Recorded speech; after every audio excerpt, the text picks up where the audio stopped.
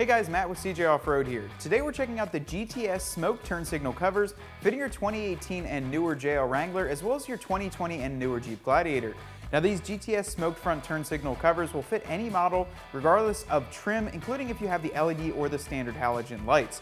They're made out of a durable polycarbonate material and offer you a nice smoked out look while still allowing light to go through them. This is especially beneficial if you do have the black fender flares and you're trying to just black everything out on the sides and really make it flow and look really aggressive up front. Now these simply attach using 4 3M adhesive stickers on the back, and they won't damage your turn signals when you put them on.